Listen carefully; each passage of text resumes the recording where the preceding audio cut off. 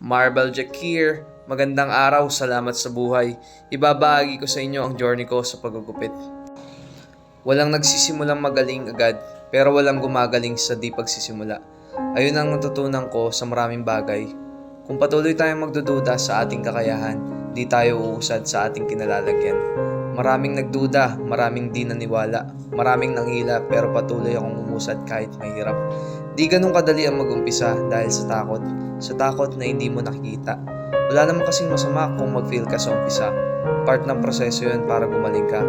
Magpatuloy ka lang, mag-enjoy sa proseso. Huwag kang susuko hanggat di mo nakukuha ang asenso.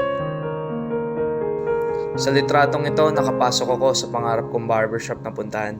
Mula sa di marunong, kalaunan ay natuto at sumubok sa kilalang barbershop. Kalaunan nagtayo ng sariling barbershop.